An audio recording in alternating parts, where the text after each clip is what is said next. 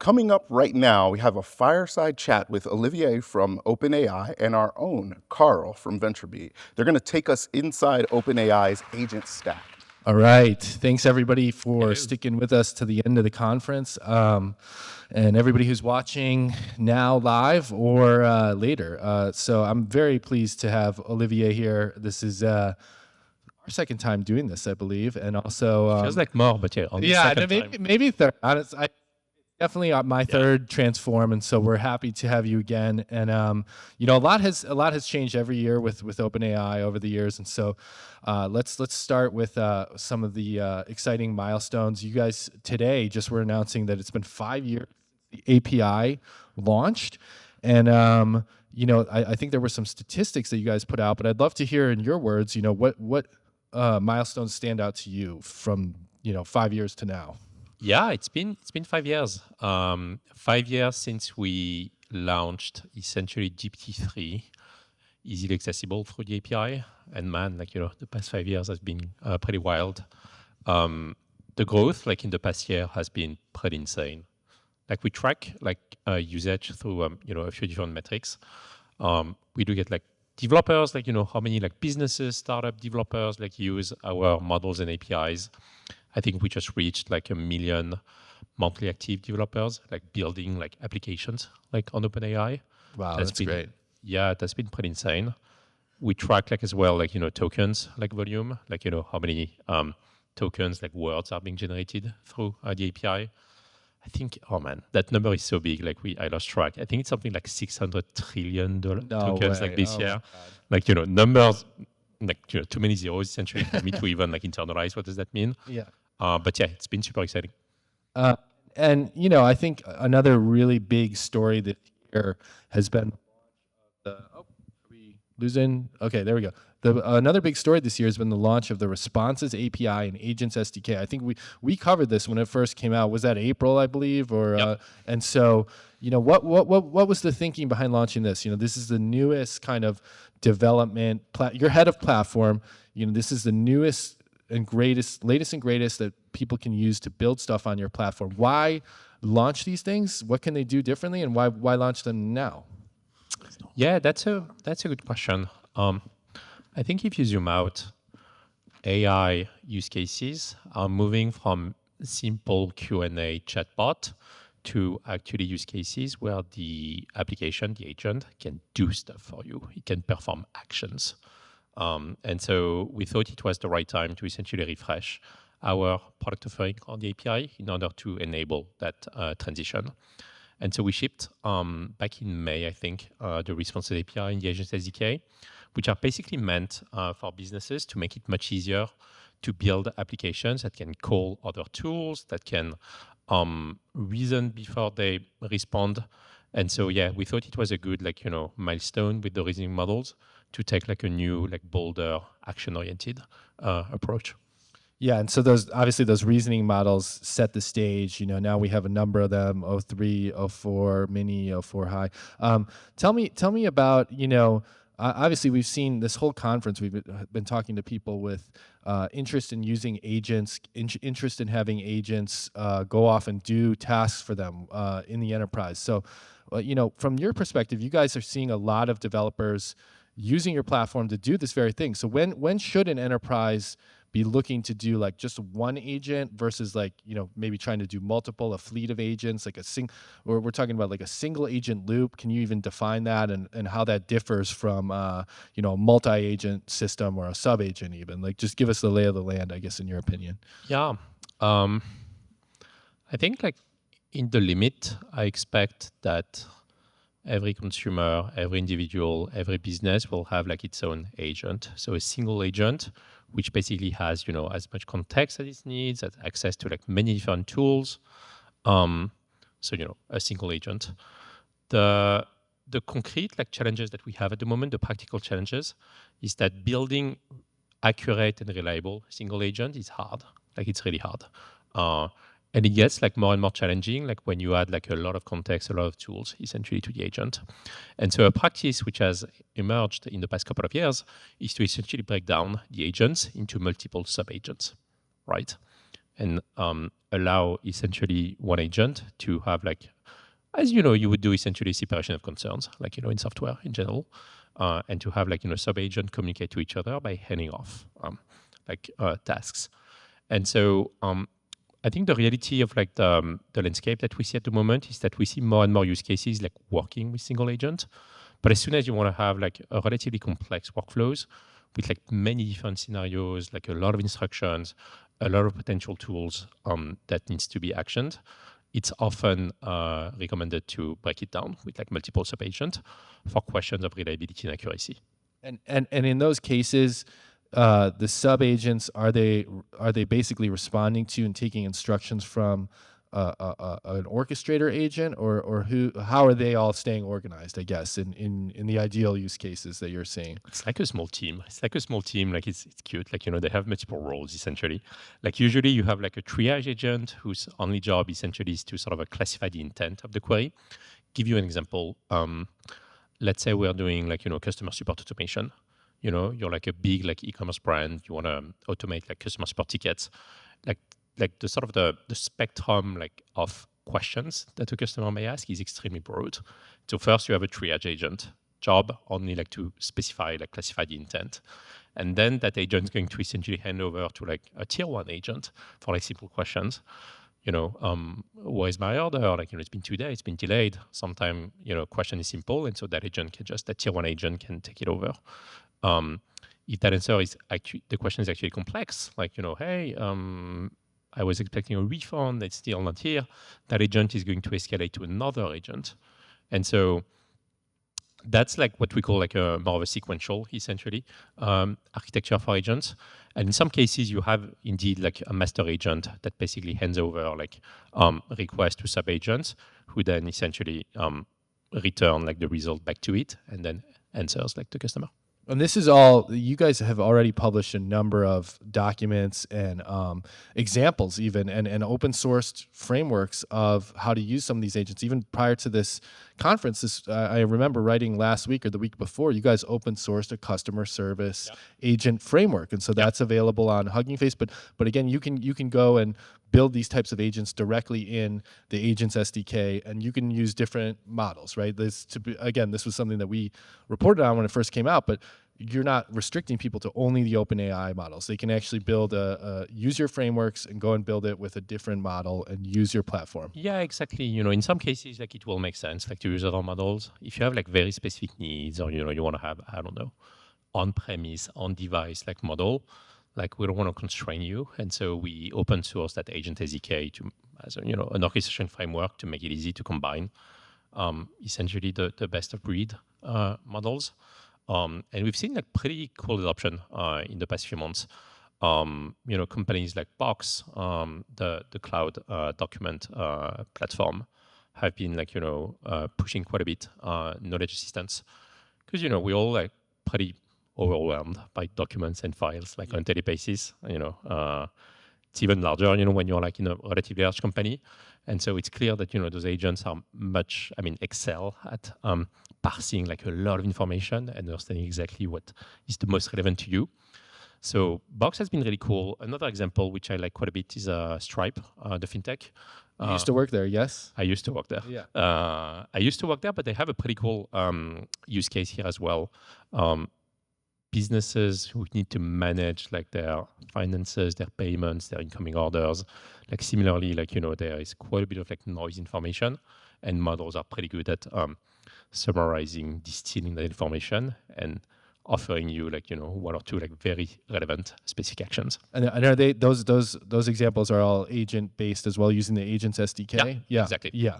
Awesome. Okay, and so let me talk about a little bit about the responses API. Let's transition to that. So that's, you know, the agents SDK allows you to build agents on OpenAI's platform, but you can you can build an agent powered by totally open source models, non-OpenAI models. Awesome capability. Responses API is a little bit different. Can you tell us a little bit about what the Responses API offers, and specifically with regards to tracing and evaluation frameworks, you know, that make these agents that people are building kind of more observable, or you know, that you can optimize their performance?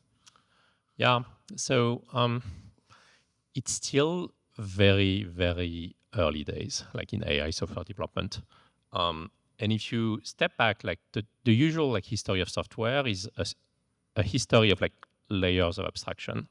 Like you first have access to like a very low level, very technical, very abstract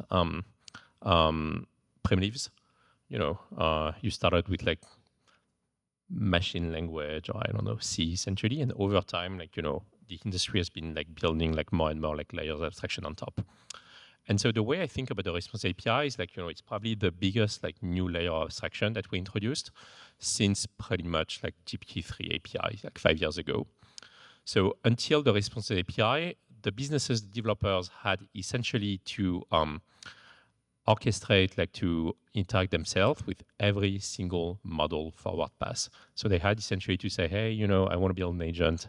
Like that agent has like 5 different, like, model interactions. I'm going to configure every single one of them, in details. The response API essentially abstracts that. And, it essentially allows like the developer to focus more like on the intent of the query. Like, hey, if my intent is to do a web search, for instance, like, with an LLM, like that web search like may use one or many like model passes essentially. But, as a developer, like I don't really care about that. I care about essentially like returning like a really good response to the customer. And so the response API essentially handles that, that loop.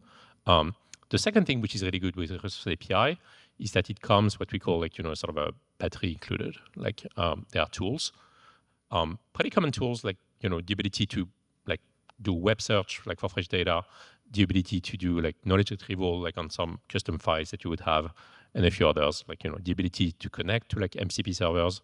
So essentially what we're doing here is that we are making it easier to build applications that combine models with tools.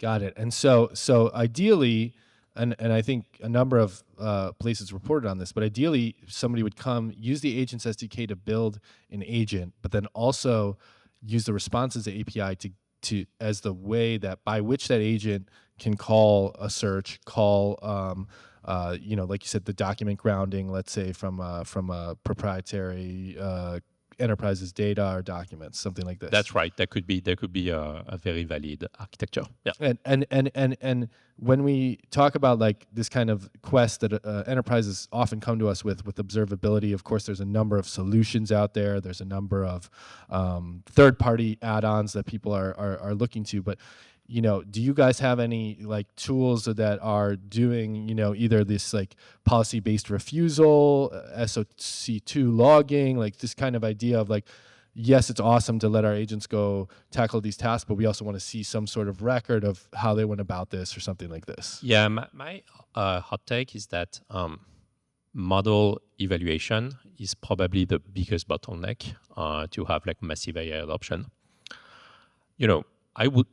Better models help, of course. Like, they will unlock more use cases. But when I talk to businesses, to enterprises, like the biggest issue they have is not so much that the model is too dumb or not capable enough, is that they cannot get quite the model to behave like exactly like they want, like 99.9% of the time. And so easy to do a demo that behaves well like 90% of the time. But then like, getting to like 2 nines, 3 nines, like much harder.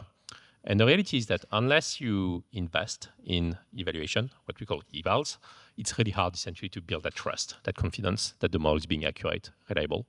And so we've invested quite a bit over the past year in what we call like evaluation and tracing, which are essentially tools like to define like what good looks like, and then to hill climb, essentially to tune the model in order to get from 90, 95, 99, 3 nines of reliability. And are those kind of examples, or the guiding the model with these like the behaviors that you want to see? Those come from you or from the businesses that you're working with, or a combination of both, or who's creating those that guidance for the models to follow so they can get to that level of accuracy? It usually comes from the business, but we provide support on how do you express essentially well what good looks like. And something which is really interesting as well is, we are talking about customer support. The knowledge in an enterprise and customer support, like, hey, if that scenario happens, like what exactly should I do? does not lie with engineers, right? Like software engineers like don't really know, frankly, Very good point. you know, they lie with like the agents, like the operations team, like the ops, essentially teams. And so there is an interesting challenge here of, making tools which are going to be mostly used by like subject matter expert who may not be technical from a software engineering point of view. And so I think whoever like cracks, I would say, that challenge will probably unlock a lot of enterprise adoption. Yeah, that's a huge gap that can be crossed, and obviously these tools help to start to do that. But let me, we talked a little bit about Stripe and Box. I mean, we talked about customer service agents. Are customer service agents the ones that people tend to see the most value from initially, or what are some of the agentic automations that tend to yield value and that customers, enterprises see as being worthwhile? Yeah, it's a good question. There are quite a few. Customer support comes up quite a bit, like automating, like, customer support request with text, of course, like email, and more by voice. Voice is being so expensive, but like for many consumer businesses, like that's the primary way for people to get help, essentially. So that's been a big one. A second big one has been providing like knowledge assistance for like technical knowledge.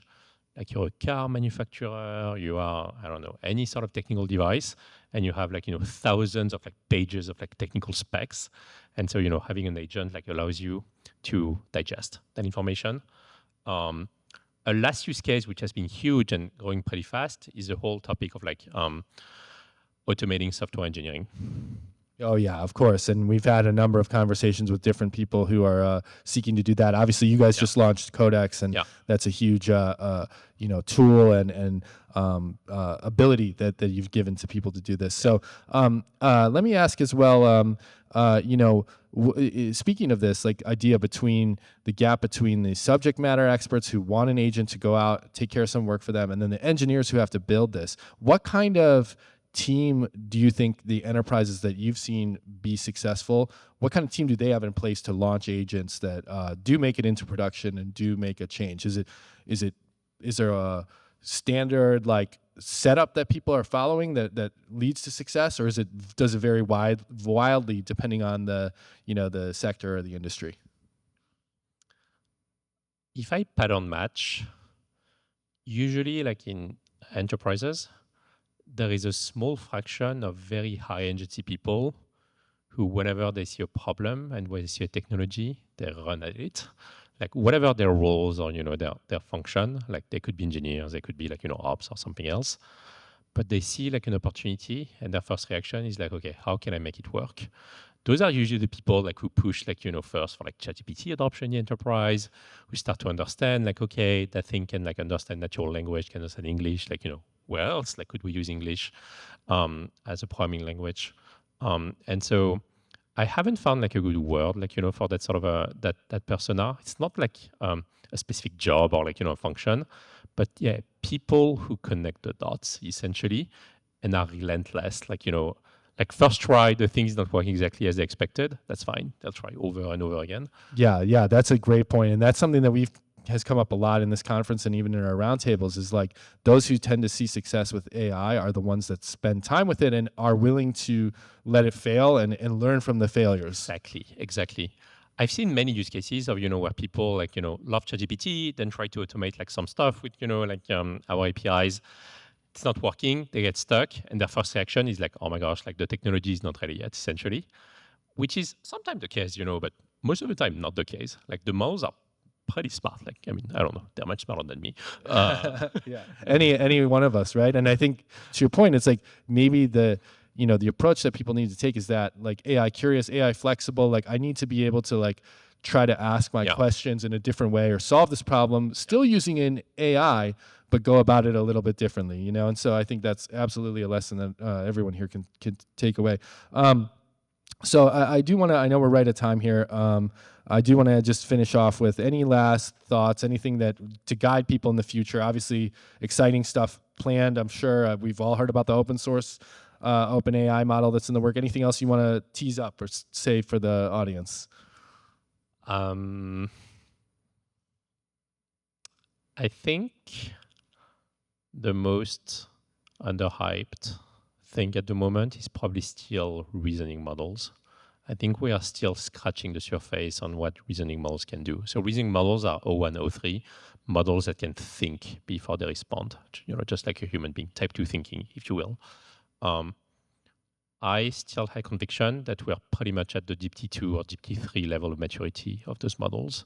And once we have models that can think not only for a few seconds, but for minutes, for hours, you give it like, a task like, late at night, you come back in the morning, the thing is like solved, like, incredibly hard problem, like, explored like the web like twice, like 3 times. Like I think that's going to enable some pretty mind-blowing use cases. And already you can try a preview of this with O3 Pro, right? I mean, that one thinks for a while. So already there's some opportunity to get a taste of that. Well, thank you again for this. I know we're already past time. It's yelling at me to please wrap up. So thank you so much. We could keep doing this forever, but thank you. All right. Thank you.